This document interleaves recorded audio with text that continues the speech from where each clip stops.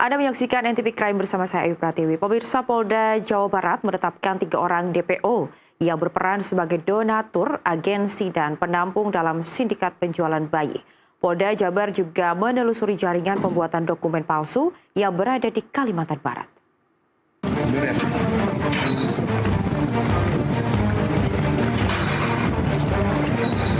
Polda Jabar menetapkan 1 tersangka baru dalam kasus penjualan bayi ke Singapura, di mana sebelumnya polisi sudah menetapkan 12 tersangka.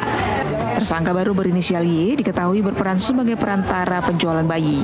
Dari 13 orang yang ditetapkan menjadi tersangka, 3 orang menjadi DPO dan kini dalam pengejaran petugas.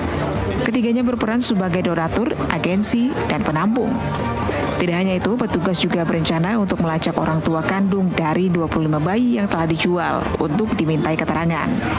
Ke-25 bayi ini diketahui 12 berjenis kelamin laki-laki dan 13 perempuan.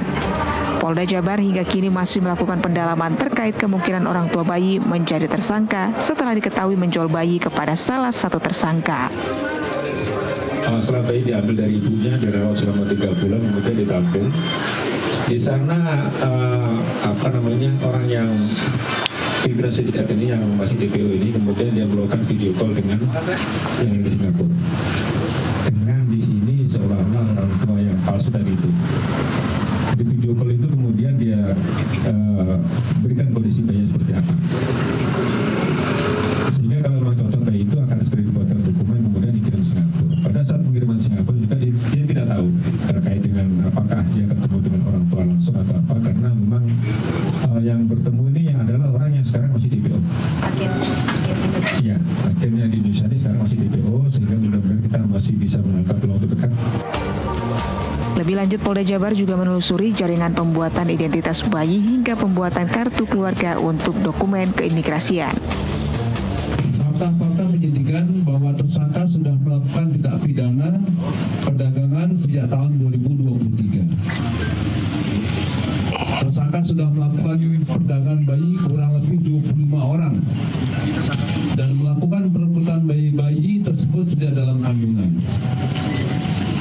Bayi-bayi yang baru lahir tersebut oleh tersangka diserahkan kepada penampung. Di sini ada 4 penampung, TSKM, TSKY, TSKW, dan TSKJ. Selain membuat akte kena lahir, paspor, dan dokumen, proses pembuatan dokumen tersebut tersangka S memasukkan surat keterangan lahir dan KK.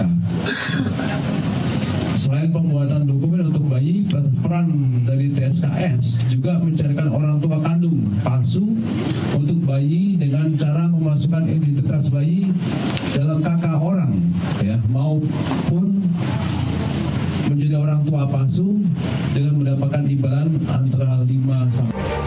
Sementara itu, seorang tersangka mengungkapkan kemarahan dan kekecewaannya saat ditanya oleh awak media.